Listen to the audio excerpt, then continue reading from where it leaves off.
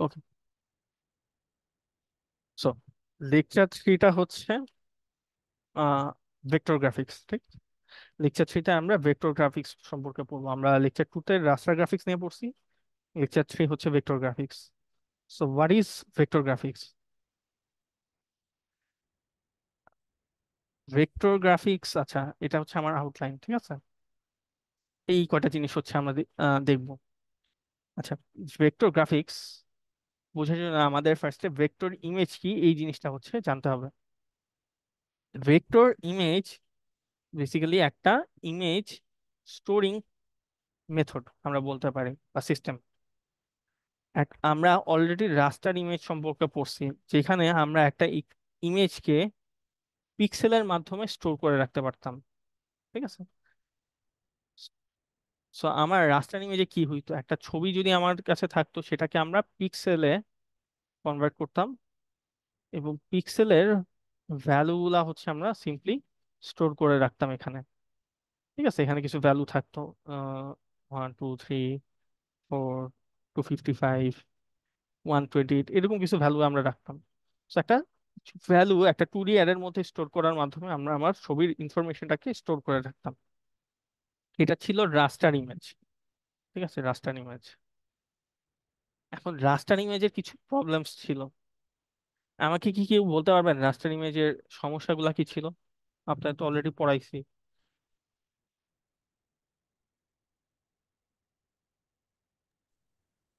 তো ওই যে স্যার ইনফরমেশন কোয়ালিটি কমে যেত স্যার, কোয়ালিটি খারাপ হতো স্যার। কখন খারাপ জুম মানে হইতো? করলে নষ্ট হয়ে যেত। ওই right, very good. Zoom out করি, মানে জুম ইন করলে স্যার, মানে বড় করলে। হ্যাঁ, ভেরি গুড। আমরা যদি রাস্টার ইমেজকে স্কেল আপ করতে চাইতাম, আমরা যদি জুম ইন করতে চাইতাম, সেই ক্ষেত্রে দেখতাম যে কিছু ক্র্যাকস তৈরি হয়েছে, ছবিটা ফেটে যাইতো এক সময়। এটা ছিল রাস্টার ইমেজের সব থেকে বড় প্রবলেম। রাস্টার ইমেজে যেহেতু পিক্সেলের মাধ্যমে আমরা ছবিটাকে স্টোর করে রাখতেছি, ছবিটা একসময় জুম করলে ক্র্যাকস তৈরি হইতো, ছবির কোয়ালিটি খারাপ হয়ে যাইতো। এবং পিক্সেলের ইনফরমেশন গুলো যেহেতু আমি স্টোর করে রাখতেছি, জিনিসটা যদি কম রেজুলেশনের হয়ে থাকে, এরকম একটা পিক্সেলেটেড হয়ে যাওয়ার একটা পসিবিলিটি থাকে। তো ইমেজ কোয়ালিটি এই ক্ষেত্রে হচ্ছে একটা খারাপ, মানে কোয়ালিটি ইমেজ হচ্ছে পাওয়ার পসিবিলিটি থাকে, ঠিক আছে? তো এটা হচ্ছে তার মেজর সমস্যাটা, এবং আরো কিছু সমস্যা আছে। এটা নর্মালি ফাইল সাইজটাও অনেক বড় হয়ে থাকে। এই সমস্যাগুলাকেই সলভ করা হয়েছে ভেক্টর ইমেজের মাধ্যমে। ভেক্টর ইমেজে আমরা যেই কাজটা করি, একটা ছবিকে পিক্সেলের ইনফরমেশন গুলা স্টোর না করে কিছু ম্যাথমেটিক্যাল স্পেসিফিকেশন বা ডেসক্রিপশনের মাধ্যমে একটা শেপকে জেনারেট করা হয়।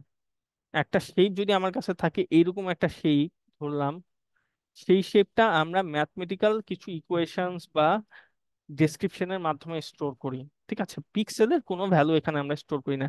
ধরলাম যে এইটা, কথার কথা ধরে নেন একটা, দেখতে একটা প্যারাবোলা টাইপ কিছু। তো প্যারাবোলার একটা ইকুয়েশন আছে, এরকম আমরা জানি কিছু একটা না ইকুয়েশন থাকেই, ঠিক আছে? তো ধরে নিচ্ছি এটা যদি একটা প্যারাবোলার ইকুয়েশন হয়, এই ইকুয়েশনটা দিয়ে আমরা এই শেপটাকে রিপ্রেজেন্ট করতে পারতেছি, ঠিক আছে? এই শেপটা ক্রিয়েট করতে পারতেছি। তো আমরা এরকম একটা ইকুয়েশনের মাধ্যমে এই শেপটাকে জেনারেট করতে পারি। আমরা এই ইকুয়েশনটাকেই এখানে যে স্টোর করে রাখতেছি। শুধু ইকুয়েশন না, সাথে আরো কিছু হয়তো জিনিস লাগে। ধরেন আমার হয়তো রেঞ্জটা জানতে হবে, আমার এখানে এক্স এবং ওয়াই এর ভ্যালুর রেঞ্জটা কতখানি হবে। আমি যদি এই ইকুয়েশনে ওই ভ্যালুগুলা বসাইতে থাকি, আমি এই শেপটা কিন্তু জেনারেট করতে পারতেছি, ঠিক আছে? তো এই ধরনের ম্যাথমেটিক্যাল ডেসক্রিপশন গুলো আমরা এখানে স্টোর করে রাখি। আমরা এখানে কোনো পিক্সেলের ভ্যালু স্টোর করে রাখতেছি না। এতে করে আমার লাভটা কি হচ্ছে? লাভটা হচ্ছে এখানে যে আমি রাস্টার ইমেজে যেই জিনিসটা দেখতেছিলাম, যে আমার ছবিটাকে যদি স্কেল আপ করতে চাই, বড় করতে চাই, সেই ক্ষেত্রে জিনিসটা ফেটে যাইতেছিল, এটা কোয়ালিটি ডিগ্রেডেশন হচ্ছিল। বাট এইখানে কোনো কোয়ালিটি ডিগ্রেডেশনটা হবে না। আমি যদি একটা, ধরে নেন যে আমার কাছে এরকম একটা ইকুয়েশন আছে, আমি এই ইকুয়েশনটা আমাকে যে ছবিটা দিবে, আমি চাচ্ছি সেটারই একটা বড় স্কেলড আপ একটা ছবি চাই, ঠিক আছে? এই ছবিটারই আরো বড় ছবি চাই, ঠিক আছে? এটারই আরো বড় চাইতেছি। তো আমাকে কি করতে হইতে পারে?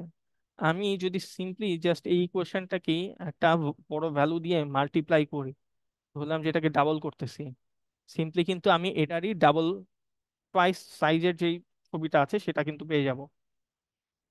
ঠিক আছে, সিম্পলি আমি মাল্টিপ্লাই করতেছি এখানে, আর কিছু কিন্তু চেঞ্জ করতেছি না। এবং মাল্টিপ্লিকেশন করলে ছবি কিন্তু সাইজটা বড় হচ্ছে এবং বাকি কিছুই কিন্তু চেঞ্জ হচ্ছে না। ঠিক আছে, এই ক্ষেত্রে যেটা হইতেছিল পিক্সেল গুলাও বড় হয়ে যাইতেছিল। পিক্সেলস বড় হওয়ার কারণে এই জিনিস পিক্সেলেটেড এই বিষয়গুলা ভিজিবল হচ্ছিল। বাট আমার যখনই আমরা ম্যাথমেটিক্যাল স্পেসিফিকেশনের মাধ্যমে ছবিটাকে স্টোর করে রাখি, আমাদের বড় করার জন্য কোনো ধরনের ইস্যু হয় না। ঠিক আছে, স্কেল আপ করলে জুম করলে আমরা জাস্ট ওই ইকুয়েশনটার উপরেই কিছু ম্যাথমেটিক্যাল অপারেশন অ্যাপ্লাই করি। ঠিক আছে, তো এতে করে আমার ছবির কোয়ালিটি ডিগ্রেডেশনের কোনো চান্স থাকে না। তো এই কাজটাই ভেক্টর ইমেজের মাধ্যমে করা হয়। আপনারা হয়তো অনেকেই অনেক ধরনের সফটওয়্যার, বিভিন্ন ধরনের মানে ইমেজ এডিটিং সফটওয়্যার, যেমন ধরেন অ্যাডোব ফটোশপ হয়তো হতে পারে, বা আদার অনেক ছবিতে দেখছেন যে অনেকভাবে অনেক সময় আমরা এরকম কার্ভ ড্র করার মাধ্যমে বিভিন্ন ধরনের শেপ জেনারেট করে থাকি। ঠিক আছে, শেপ তৈরি করে থাকি। তো ওগুলাই বেসিক্যালি ভেক্টর ইমেজ, যেখানে কিছু কার্ভস এর মাধ্যমে, ইকুয়েশনস এর মাধ্যমে আমরা একটা ছবিকে তৈরি করে থাকি। ঠিক আছে, সো এটাই হচ্ছে আমার ভেক্টর ইমেজ, যেখানে কিছু কার্ভস বা ম্যাথমেটিক্যাল ইকুয়েশনস এর মাধ্যমে আমরা আমাদের একটা শেপকে জেনারেট করতে পারি। এবং শেপের কালারটা আমরা জাস্ট এখানে সেপারেটলি স্টোর করে রাখি। ঠিক আছে, আমি যদি একটা শেপ এখানে জেনারেট করে থাকি, ধরলাম এই শেপটাই, এই শেপের কালারটা কি হবে, তার এরিয়ার যে ভিতরের এরিয়াটা আছে তার কালারটা কি হবে, সেটা আমরা সেপারেটলি স্টোর করে রাখি। ঠিক আছে, ধরলাম এটার কালার ব্ল্যাক, তো আমরা আলাদাভাবে একটা এই ইনফরমেশনটা মেমোরিতে আলাদাভাবে স্টোর করে রাখি। তো একটা প্রবলেম হচ্ছে, যেটা হচ্ছে আবার রাস্টার ইমেজে হচ্ছে ভালো হয়, সেটা হচ্ছে ভেক্টর ইমেজের যে আমাদের ছবিগুলা তৈরি হয় এগুলো অতটা ফটো রিয়ালিস্টিক হয় না। না হওয়ার কারণটা হচ্ছে এখানে আমরা যে শেপটা জেনারেট করি, সেই শেপের যে এরিয়াটা আছে, এরিয়ার ভিতর কি কালার হবে এক্সাক্ট সেই কালারটাকে আমরা এখানে স্টোর করে রাখতেছি। এতে কিন্তু আমার যদি অনেক সময় অনেক শেডিং দরকার হয়, অনেক ধরনের রিয়ালিজম দরকার হয় ছবির মধ্যে, বেসিক্যালি আমি যদি অনেক ধরনের ভ্যারিয়েশন আনতে চাই কালারে, সেই কাজগুলো কিন্তু আমরা করতে পারি না, যেটা রাস্টারের মাধ্যমে খুব ইজিলি করা যায়। কারণ রাস্টারের প্রত্যেকটা পিক্সেলে আমরা ডিফারেন্ট ডিফারেন্ট কালার দিতে পারি, এতে করে আমরা রিয়েলিস্টিক ছবি জেনারেট করতে পারি। বাট ভেক্টর ইমেজের ক্ষেত্রে এই জিনিসটা করা যায় না। ঠিক আছে, তো দুটারই কিছু মানে সুবিধা অসুবিধা আছে। ঠিক আছে, বাট যেই কাজগুলো আমাদের অনেক বেটার কোয়ালিটির ছবি দরকার হয়, কিন্তু কম ফটো রিয়ালিজম দরকার হয়, সেই কাজগুলো আমরা ভেক্টর ইমেজ সাধারণত ইউজ করতে থাকতে পারি। আপনি কি বলতে পারবেন ভেক্টর ইমেজ গুলা কোথায় সাধারণত আমরা ইউজ করে থাকি?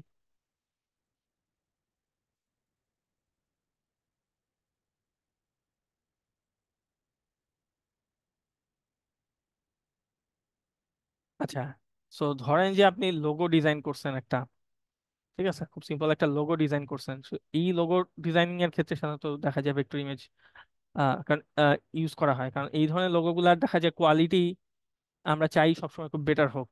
ঠিক আছে, এই এই লোগোগুলাতে আমরা চাইলে কোনো বড় জায়গায়ও যাতে বেসিক্যালি প্রিন্ট করতে পারি, এবং কোনো ছোট এরিয়াতেও যাতে আমরা জিনিসগুলা বেসিক্যালি আমরা যদি দেখাইতে পারি। ঠিক আছে, এই জিনিসটা আমরা অনেক সময় ইনশিওর করার দরকার হয়, কিন্তু কোয়ালিটি আমরা চাই না কখনো খারাপ হোক। সেই ক্ষেত্রে হচ্ছে আমরা ভেক্টর ইমেজ ইউজ করি। আরেকটা হইতে পারে, ধরেন যে আপনারা আপনাদের অস্ট্রের সিএসির ধরেন ফুটবল টুর্নামেন্ট হচ্ছে, একটা ব্যানার তৈরি করছেন, বড় একটা ব্যানার যেটা ডিপার্টমেন্টের সামনে ধরেন ঝুলায় রাখছেন। তো এই ব্যানারে যখন একটা কিছু ডিজাইন করবেন, আপনারা চাবেন না যে যখন এই কম্পিউটারে তো এই জিনিসটা ডিজাইন করছেন, একটা ব্যানারের ডিজাইন করছেন, ঠিক আছে, আর জিনিসটা যখন একটা বড় ব্যানারে শো করবেন, আপনারা কখনোই চাবেন না জিনিসটা খারাপ হয়ে যায়। ঠিক আছে, এই জিনিসটা ডিজাইন করতে গেলে আমরা ভেক্টর ইমেজের মাধ্যমে তখন করে থাকি। ঠিক আছে, ডিজাইনিং গুলা আমরা ভেক্টর ইমেজে করে থাকি, যাতে করে বড় কোনো কিছুতে আমরা যদি সেম ডিজাইনটাই আমরা যদি প্রিন্ট করি, সেই ক্ষেত্রে আমাদের কোয়ালিটির যাতে কোনো ধরনের স্যাক্রিফাইস না হয়। ঠিক আছে, এই ধরনের কেসগুলাতে আমরা ভেক্টর ইমেজ হচ্ছে ইউজ করে থাকি। আচ্ছা, সো এইটা হচ্ছে ভেক্টর ইমেজের প্রপার্টিস গুলা। সো প্রথম প্রপার্টিটাই আমাকে বলছে resolution independent. So that means আমরা যদি এখানে স্কেলিং করি, আমার কোয়ালিটি কোনো স্যাক্রিফাইস করতে হচ্ছে না। ঠিক আছে, আমরা যেটাকে বড় করতেছি, বড় করলে কোয়ালিটি খারাপ হচ্ছে না, যেটা রাস্টার ইমেজের প্রবলেম ছিল। টিপিক্যালি স্মল ইন সাইজ, আমরা যেহেতু এখানে খুব অল্প ইনফরমেশন স্টোর করে রাখতেছি, ম্যাথমেটিক্যাল কিছু ইকুয়েশনস এর মাধ্যমে জিনিসটা স্টোর করতেছি, পুরো ইমেজটাকে রিপ্রেজেন্ট করতেছি, আমার ইমেজের সাইজটা টিপিক্যালি হচ্ছে কম হয়ে থাকে। ঠিক আছে, যেটা রাস্টার ইমেজে অনেক বেশি ডিটেইলিং এর কারণে, অনেক পিক্সেলের ইনফরমেশন রাখার কারণে অনেক বেশি হইতো। So generate smooth curves and edges, এই ছবির মাধ্যমে, এই ভেক্টর ইমেজের মাধ্যমে আমরা অনেক ধরনের স্মুথ কার্ভ এবং এজেস তৈরি করতে পারি। ঠিক আছে, যেহেতু আমরা এখানে বেটার কোয়ালিটির কিছু ছবি হচ্ছে পাচ্ছি, কিছু ইকুয়েশনস এর মাধ্যমে আমরা কার্ভ গুলাকে জেনারেট করতে পারছি। কার্ভ সাধারণত স্মুথ হয়, যেটা রাস্টার ইমেজে একটা পিক্সেলেটেড হয়ে যাওয়ার পসিবিলিটি থাকে, যেহেতু পিক্সেলের ভ্যালু স্টোর করার মাধ্যমে আমরা জিনিসটাকে করতেছি। এই জিনিসটা আমরা ভেক্টরের মাধ্যমে করলে জিনিসটা স্মুথ হয়। ঠিক আছে, বাট প্রবলেম হচ্ছে লিমিটেড ফটোরিয়ালিজম। এখানে আমরা ফটোরিয়ালিস্টিক ছবি জেনারেট করতে পারতেছি না। আচ্ছা, যত যাই করি না কেন, এখন একটা কার্ভের ইনফরমেশনকে স্টোর করার মাধ্যমে আমরা ভেক্টর ইমেজকে যদিও তৈরি করি না কেন, ফাইনালি আমি এই জিনিসটাকে যদি ডিসপ্লেতে দেখাইতে চাই, ডিসপ্লে সিস্টেম কিন্তু পিক্সেলস দিয়ে তৈরি, আমরা জানি। আমরা যতগুলা ডিসপ্লে দেখছি সবই রাস্টার ডিসপ্লে। এখন যত যাই করি না কেন, ফাইনালি ডিসপ্লেতে দেখাইতে হইলে কিন্তু আমার এই যে কার্ভ গুলা আছে এগুলাকে রাস্টারাইজ করে নিতে হবে। দ্যাট মিনস এগুলাকে পিক্সেলেই কনভার্ট করতে হয়। ঠিক আছে, ফাইনালি আউটপুটটা যেহেতু আমরা রাস্টার ডিসপ্লে ডিভাইসেই দেখাবো, আমাকে কিন্তু পিক্সেলে কনভার্ট করেই দেখাইতে হবে। তো একদম একদম মানে পিওর স্মুথ কার্ভ যে ফাইনালি আমরা পাবো, বিষয়টা এমন হয় না। ঠিক আছে, কিছুটা হইলেও কোয়ালিটি আমার এখানে স্যাক্রিফাইস হচ্ছে। বাট এইভাবে যদি আমি ইমেজকে স্টোর করি, সেই ক্ষেত্রে রাস্টার ইমেজের থেকে বেটার আমরা হচ্ছে কার্ভস, বেটার হচ্ছে ছবি সবসময় হচ্ছে আমরা এখানে পাই। ঠিক আছে, বাট স্টিল এখানে পিক্সেলেটেড হচ্ছেই, কারণ আমার ডিসপ্লে সিস্টেমটাই হচ্ছে রাস্টার ডিসপ্লে। ঠিক আছে, এইটা হচ্ছে আমার এই পয়েন্টটা বলতেছে। File format, these are the common file format of vector image, SVG, AI, PDF, সেগুলো হচ্ছে ভেক্টর ইমেজের ফাইল ফরম্যাট। আচ্ছা, এইখানে কারো কোনো প্রবলেম আছে প্রপার্টিস গুলো সম্পর্কে, বা ভেক্টর ইমেজ কি, এটা আইডিয়াটা কি ক্লিয়ার হয়েছে আপনাদের? জি স্যার। ওকে, ফাইন।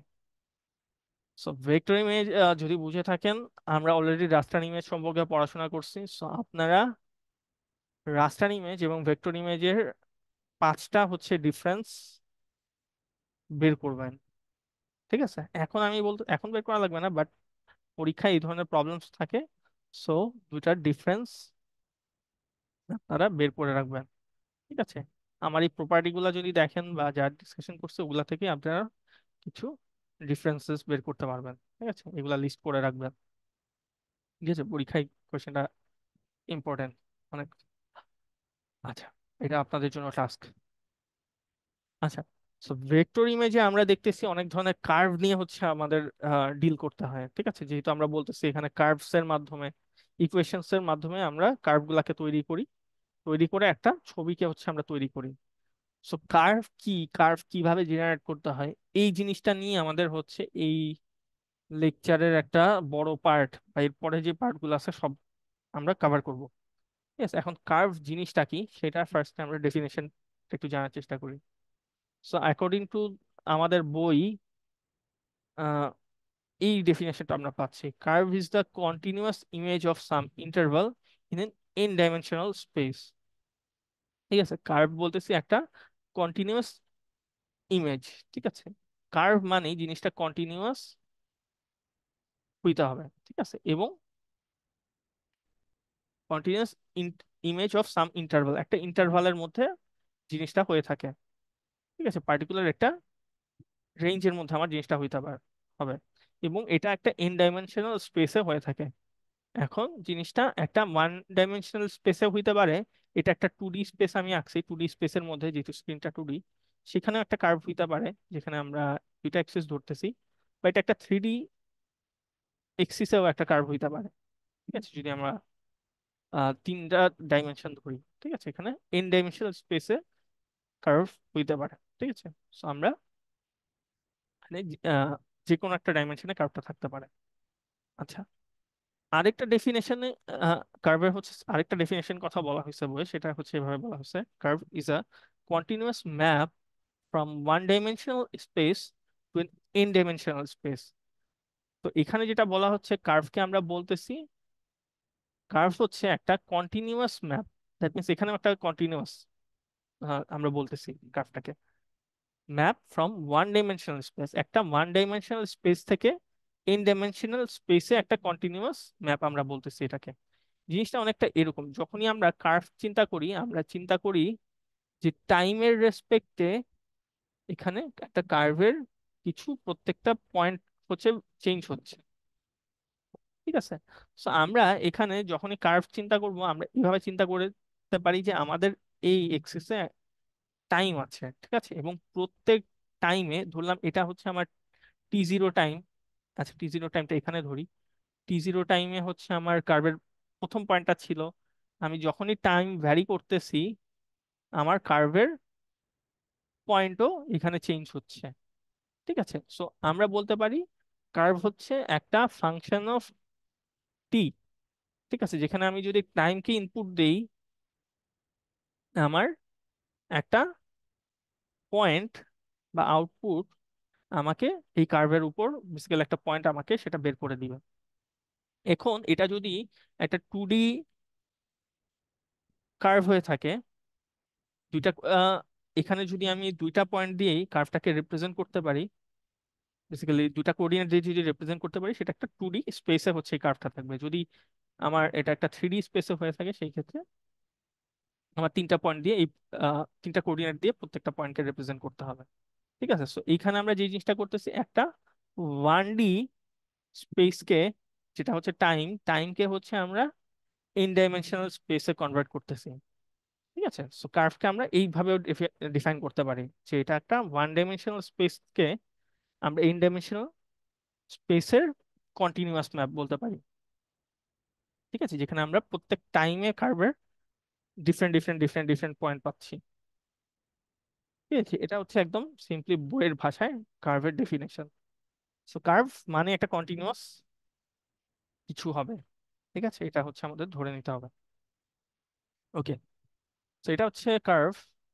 এবং এখানে আপনাদের সেকেন্ড যে ডেফিনেশনটা দিচ্ছি, সেই ডেফিনেশন সাপেক্ষে হচ্ছে একটা এক্সাম্পল দেওয়া হয়েছে। ঠিক আছে, এখানে আমরা দেখতেছি একদম ইনিশিয়ালি আমাদের টি যদি 0 রাখি, সেই ক্ষেত্রে আমাদের কার্ভের প্রথম পয়েন্টটা আমরা পাচ্ছি এখানে T.5 দেওয়ার পরে আমরা এরকম একটা এই কার্ভ পজিশনটা পাচ্ছি। ঠিক আছে, ডিফারেন্ট পয়েন্টে ডিফারেন্ট পাচ্ছি। সো যদিও কার্ভটাকে আমরা বলতেছি এটা একটা 2D প্লেনে আছে, দ্যাট মিনস এখানে প্রত্যেকটা পয়েন্ট একটা 2D কোঅর্ডিনেট সিস্টেম ফলো করতেছে, বাট ইটস অ্যাকচুয়ালি 1D। ঠিক আছে, যদি কার্ভের ডাইমেনশন বলা হয়, এটাকে আমরা একটা ওয়ান ডাইমেনশনাল কিছু একটা বলবো। ঠিক আছে, ওয়ান ডাইমেনশনাল বলার কারণটাই হচ্ছে এটাকে আমরা একটা প্যারামিটার দিয়ে রিপ্রেজেন্ট করতে পারতেছি এখানে। এই প্যারামিটারটা হচ্ছে টি বা টাইম। আমার একটা কার্ভ থাকতে পারে, ধরলাম এরকম কিছু কার্ভের ইকুয়েশন। ঠিক আছে, ওয়ান, এটাই হচ্ছে আমি ধরতেছি কার্ভের একটা ফাংশন, যেখানে আমি শুধু টি দিয়ে কার্ভটাকে রিপ্রেজেন্ট করতে পারি। টি এর ভ্যালু যদি জানি, প্রত্যেকটা টি এর জন্য আমরা ডিফারেন্ট ডিফারেন্ট ভ্যালু পাচ্ছি, সেই ভ্যালুগুলোই আমার এই কার্ভের পজিশনকে বের করে দিচ্ছে। ঠিক আছে, ফাংশন অফ টি বলতে পারি। আচ্ছা, এটা গেল ডেফিনেশন এবং খুবই আহ, তাহলে থিওরিটিক্যাল জিনিস। আচ্ছা, নেক্সট আমাদের আরেকটা বিষয় সম্পর্কে একটু জানতে হবে, এগুলা অলরেডি আমরা জানি, সেটা হচ্ছে পলিনোমিয়াল কার্ভ।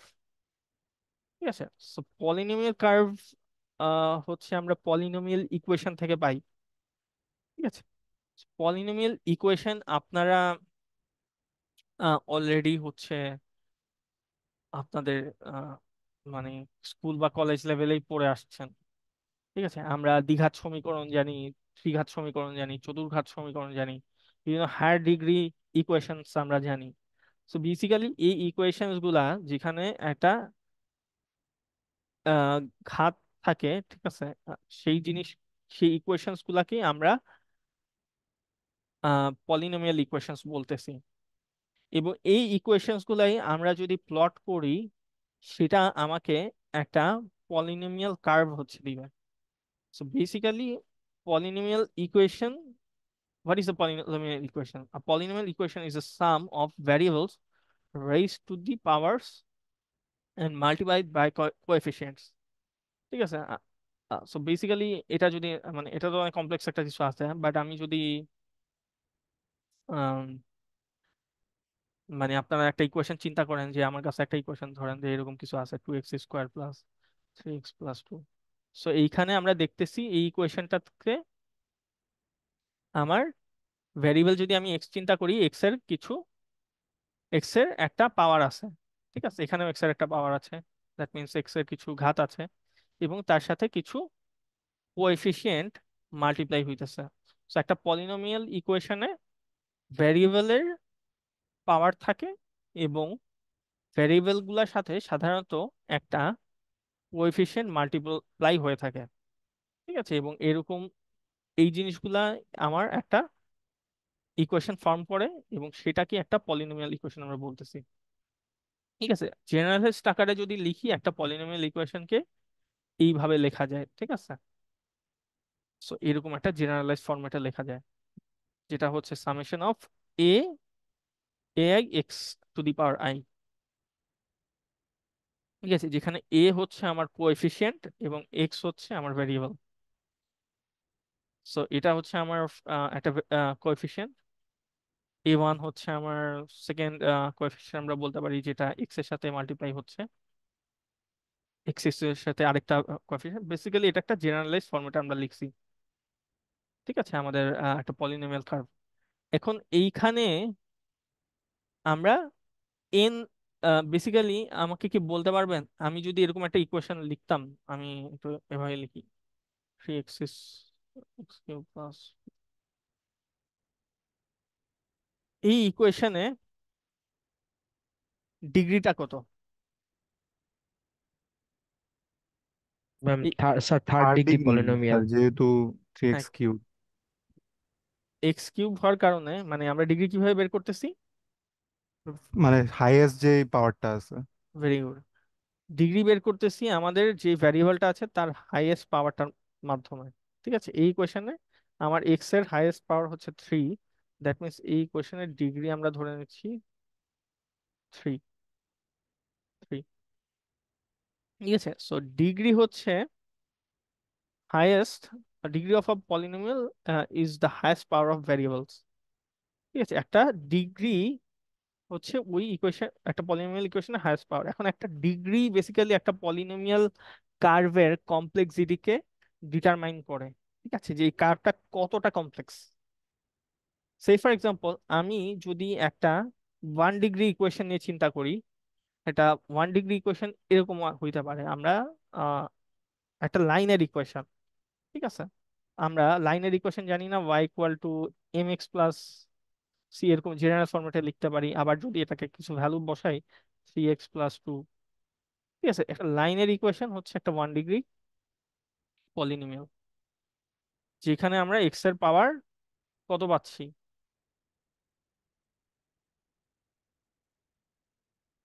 এক্স এর পাওয়ার কত পাচ্ছি, ম্যাক্সিমাম পাওয়ার 1 ওয়ান। পাইতেছি।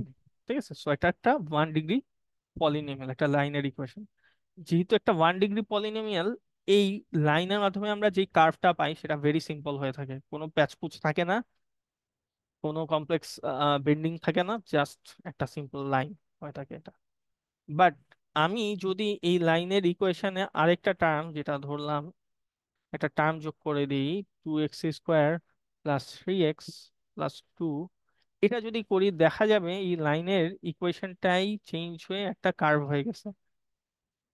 ঠিক আছে, একটা কার্ভ হয়ে গেছে। সো একটা ডিগ্রি যদি আমি এখানে দেখেন, যদি অ্যাড করে দিই, সেকেন্ড ডিগ্রি পলিনোমিয়াল সেটা তৈরি করবে। যে যদি ডিগ্রি 2 হয়, সেটা একটা second degree polynomial equation form করবে। এবং একটা সেকেন্ড ডিগ্রি ইকুয়েশনকে আমরা কোয়াড্রেটিক ইকুয়েশনও বলতে পারি, ঠিক আছে, বা কোয়াড্রেটিক পলিনোমিয়ালও বলতে পারি। আচ্ছা, একটা সেকেন্ড ডিগ্রি পলিনোমিয়ালের কার্ভটাও ফার্স্ট ডিগ্রি পলিনোমিয়াল থেকে কমপ্লেক্স হয়ে থাকে। এটার ক্ষেত্রে একটা বেন্ডিং আমরা পাবো, বা কিছু কার্ভ পাবো, চেঞ্জেস পাবো, ঠিক আছে। আচ্ছা, সিমিলারলি একটা এই ইকুয়েশনটা হচ্ছে আমার থার্ড ডিগ্রি পলিনোমিয়ালের জেনারেলাইজড ইকুয়েশন, ঠিক আছে, যেখানে আমরা ভ্যারিয়েবলের ম্যাক্সিমাম পাওয়ার দেখতেছি 3, ঠিক আছে।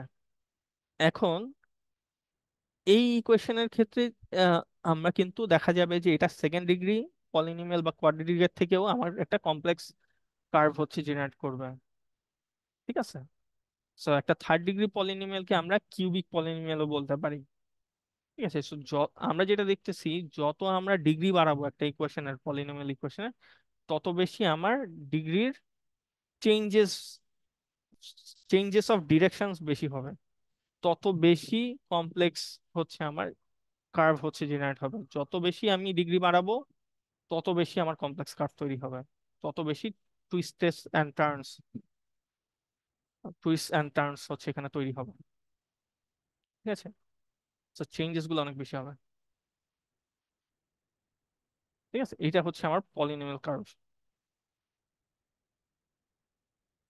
ওকে, সো এইটা আমার মনে হয় কোনো প্রবলেম থাকার কথা না। আচ্ছা, 1 মিনিট ব্রেক, ঠিক আছে।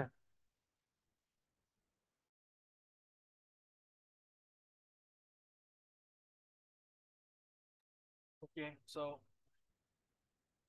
আমরা পলিনোমিয়াল কার্ভ হচ্ছে অলরেডি দেখছি। তো আমাদের এবার হচ্ছে একটা কার্ভ ড্রয়িং টেকনিক সম্পর্কে আমরা জানবো, যেটাকে আমরা বলি বেজিয়ার কার্ভ, ঠিক আছে। বেজিয়ার কার্ভ হচ্ছে একটা curve drawing method or technique আমরা বলতে পারি, যেটার মাধ্যমে আমরা যে কোনো কার্ভকে তৈরি করতে পারি। স্যার আপনার সাউন্ড কমে গেছে স্যার। Sorry. আচ্ছা, বেজিয়ার কার্ভ হচ্ছে একটা কার্ভ ড্রয়িং টেকনিক, যার মাধ্যমে হচ্ছে আমরা যে কোনো কার্ভকে তৈরি করতে পারি, ঠিক আছে। So it's a very common curve drawing technique, যেটার মাধ্যমে যে কোনো কার্ভকে ড্র করা যায়। আচ্ছা, so it's one of the most common representation for free form curves. আচ্ছা, তো যে কোনো শেপের কার্ভকে হচ্ছে আমরা বেজিয়ার কার্ভের মাধ্যমে তৈরি করতে পারি। আচ্ছা, একটা আমি এটা একটু একটু আমরা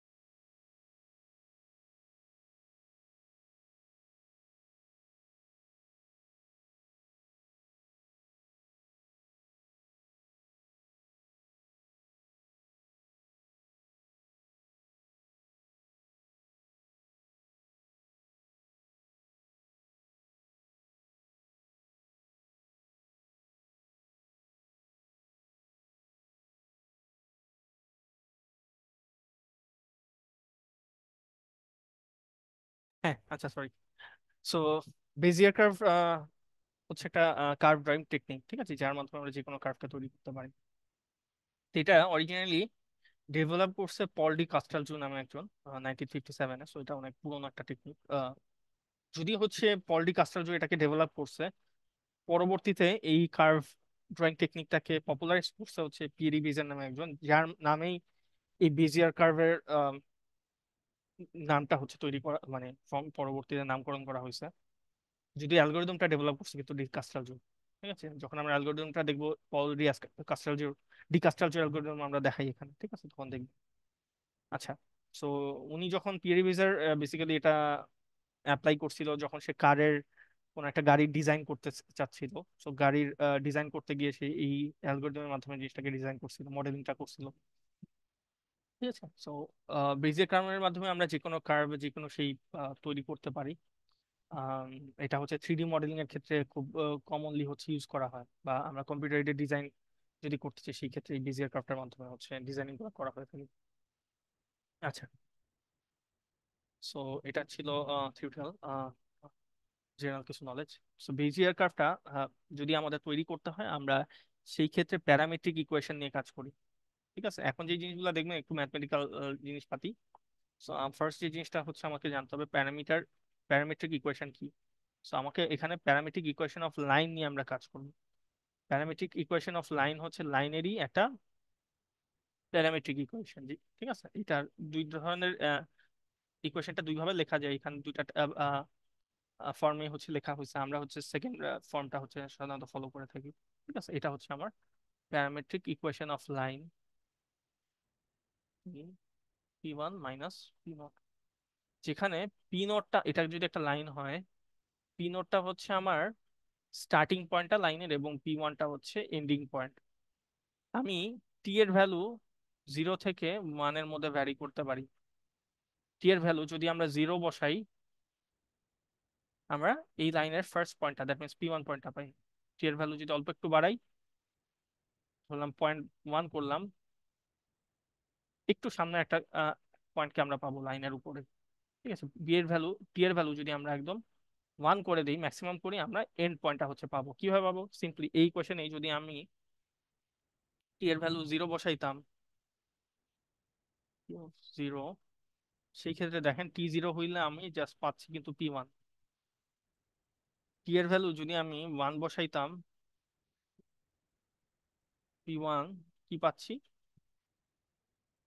P0, P1 minus P0, P1 পাচ্ছি। ঠিক আছে, সো একদম এন্ড পয়েন্টে কিন্তু পাচ্ছি। যদি মাঝামাঝি একটা ভ্যালু নিতেন, টি এর ভ্যালু যদি আমরা এখানে 0.5 নিতাম,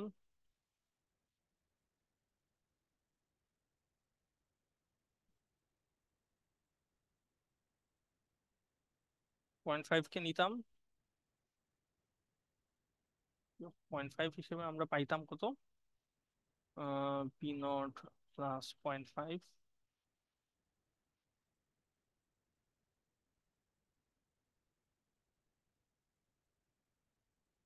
ঠিক আছে, যেটা কিন্তু আমার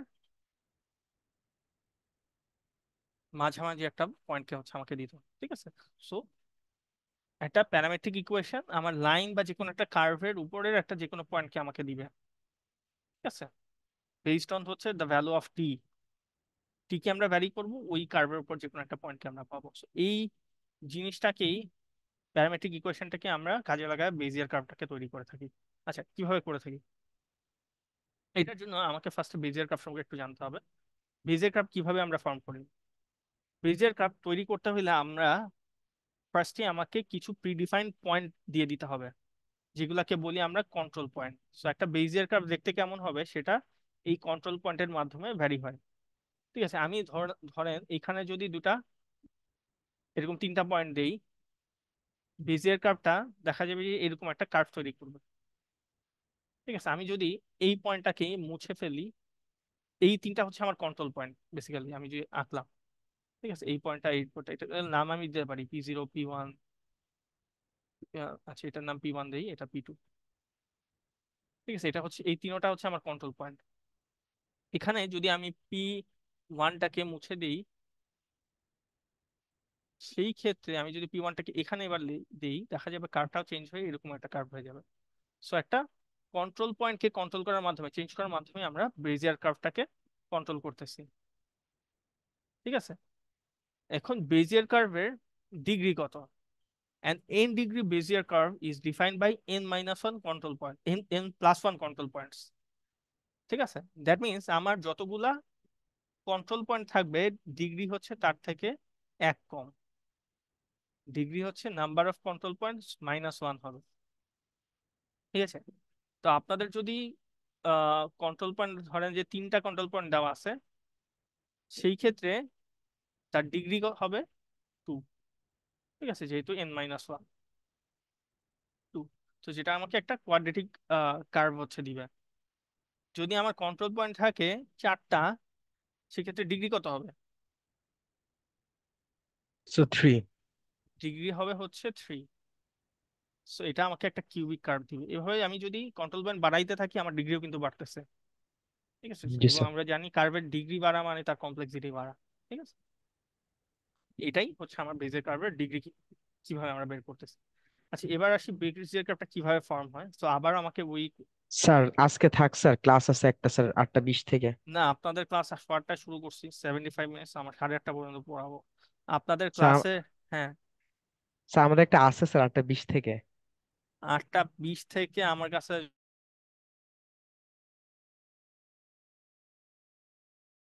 আচ্ছা ওয়েট,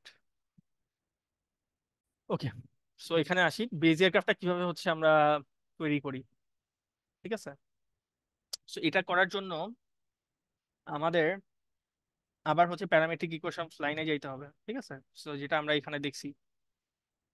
ঠিক আছে, যে পি নট প্লাস হচ্ছে টি ইন্টু p1 - p0। তো সেটাকেই আমরা একটু অন্যভাবে এখানে লিখতেছি। ঠিক আছে, একটা কোয়াড্রেটিক বেজিয়ার কার্ভ আমরা তৈরি করব এখানে। কোয়াড্রেটিক বেজিয়ার কার্ভ মানে তার ডিগ্রি হচ্ছে 2। ডিগ্রি 2 থাকা মানে তার কন্ট্রোল পয়েন্ট হচ্ছে থাকবে এখানে 3টা। কন্ট্রোল পয়েন্ট 3টা কোয়াড্রেটিক বেজিয়ার কার্ভে, এবং ডিগ্রি হচ্ছে 2টা। ঠিক আছে, কন্ট্রোল পয়েন্ট 3টাকে আমরা p0, p1 এবং p2 এইভাবে হচ্ছে আইডেন্টিফাই করতেছি। এখন আমাদের যেই কাজটা করতে হবে, সেটা হচ্ছে p0 আর p1 কে আমরা কানেক্ট করব, একটা লাইন তৈরি করব, এবং p1 আর p2 কে কানেক্ট করব, একটা লাইন তৈরি করব। ঠিক আছে, আমি এখানে আঁকি p0, p1, p2। ঠিক আছে, এই দুটা কানেক্ট করলাম, এই দুটা কানেক্ট করলাম, দুইটা লাইন হবে। এইখানে একটা প্যারামেট্রিক ইকুয়েশন পাবো লাইনের p0 আর p1 দিয়ে, এবং এইখানে একটা প্যারামেট্রিক ইকুয়েশন পাবো লাইনের p1 আর p2 হবে। যে লাইনটা হবে সেই লাইনটা। ঠিক আছে, এটা হচ্ছে আমার first parametric of equation of line. এটা হচ্ছে আমার সেকেন্ড লাইনটার প্যারামেট্রিক ইকুয়েশন। ঠিক আছে, p1 আর p2 দিয়ে যেটা আমরা ফর্ম করছি, এখানে p এর জায়গায় প্যারামিটার হিসেবে ইউ কে ইউজ করা হয়েছে। ঠিক আছে, তো আমরা এখানে যে কাজটা করব, ইউটাকে এখানে ভ্যারি করব। ঠিক আছে, ধরলাম ইউটা ফার্স্টে আমরা ইউ এর একটা ভ্যালু দিচ্ছি। ঠিক আছে, ধরলাম এখানে 0.02 দিচ্ছি। তো দিলে যে জিনিসটা পাবো ফার্স্ট ইকুয়েশনে, এই ইকুয়েশনে আমরা এই লাইনের উপর একটা পয়েন্টকে পাবো, ধরলাম পয়েন্টটা এখানে আছে। ইউ এর ভ্যালু আমি যদি সেকেন্ড এই ইকুয়েশনটাতে বসাই, আমরা এই সেকেন্ড লাইনের উপরে একটা পয়েন্টকে পাবো, ধরলাম পয়েন্টটা এখানে আছে। আমরা কি করব, এই পয়েন্টটা আমি ধরে নিচ্ছি Q0, এবং এই পয়েন্টটা হচ্ছে Q1। আমরা কি করব, Q0 আর Q1 কে যোগ করব। ঠিক আছে, যোগ করব, এবং আমরা এই ইকুয়েশনে এবার Q0 আর Q1 দিয়ে যে প্যারামেট্রিক ইকুয়েশন হয় লাইনের, এটা হচ্ছে আমার ধরে নেয় সেই ইকুয়েশনটা। এখানে আমরা আবার ইউ এর ভ্যালু বসাবো। ঠিক আছে, ইউ এর ভ্যালুটা সেম, ইউ এর ভ্যালু 0.2 বসাচ্ছি। বসাইলে আমরা যেই পয়েন্টটা পাবো, এই দুটো যোগ করার পর যে পয়েন্টটা পাবো, সেই পয়েন্টটাই, এই পয়েন্টটাই হচ্ছে বেজিয়ার কার্ভের একটা পয়েন্ট। ঠিক আছে, বেজিয়ার কার্ভের একটা পয়েন্ট। আমি একটু সিমুলেশনটা দেখাই আপনাদের, দেখলে সব থেকে সুবিধা হবে আপনাদের। তো এইটা হচ্ছে আমার 3টা control point p0, p1, p2। ঠিক আছে, 3টা কন্ট্রোল পয়েন্ট আমার বেজিয়ার কার্ভে। আমরা কি করতেছি, এই কন্ট্রোল পয়েন্ট গুলোকে কানেক্ট করতেছি। এটা আমার first parametric equation of line, এটা সেকেন্ড ইকুয়েশন, এটা ইকুয়েশন 1, এটা ইকুয়েশন 2 ধরতেছি। ঠিক আছে, এই দুটা ইকুয়েশন। ওকে, সো এইখানে এখন আমরা কি করব, একটা আমার প্যারামিটার আছে ইউটাকে আমি বসাবো। ইউ এর ভ্যালু ফার্স্টে আমরা 0 বসাইলাম। সো আমার ফার্স্ট ইকুয়েশন ছিল এইটা।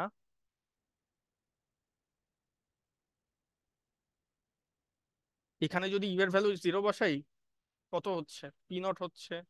সিমিলারলি সেকেন্ড ইকুয়েশন ছিল এইটা, এখানে ইউ এর ভ্যালু যদি 0 বসান, P1 পাচ্ছি। ঠিক আছে, সো আমাদের কাজ হচ্ছে এই Q0 আর Q1 কে আবার কানেক্ট করা এবং এই কানেক্টেড যে আমার ইকুয়েশনটা আছে, এই দুটার পয়েন্টের যে কানেক্টিং যে লাইনটা হয়, তার ইকুয়েশন হচ্ছে অনেকটা দেখতে এরকম হবে। Q0 plus Q1 minus Q0। সেইখানে আমরা ইউ এর ভ্যালু আবার 0 বসাবো। 0 বসাইলে, ইউ এর ভ্যালু 0 বসাই, Q0 পাচ্ছি।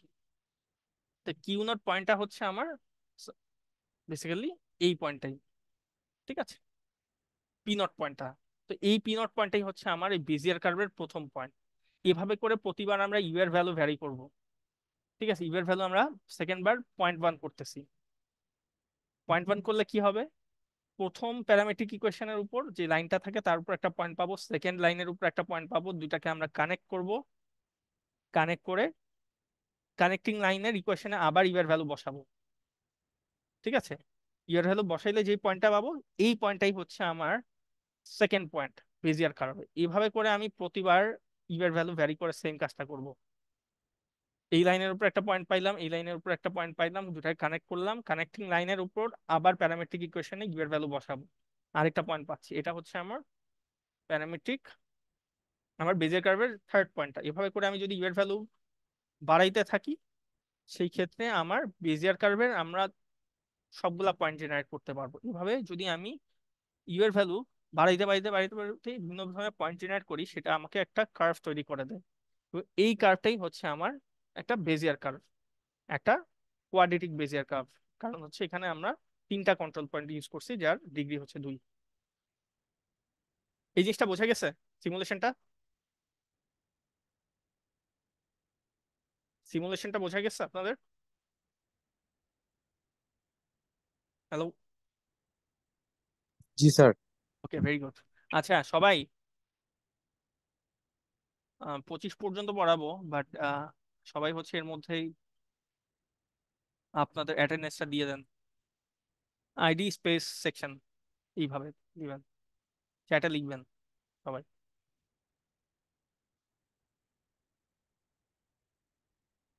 ওকে, সো এটা বোঝা গেলে ভালো। এই যে বেজিয়ার ক্রাফটটা আমরা এখানে কোয়াড্রেটিক তৈরি করছি, সেটার ইকুয়েশনটা কি হবে সেটা বের করতে চাইলে আমার সিম্পলি, আমরা এটা হচ্ছে ফার্স্ট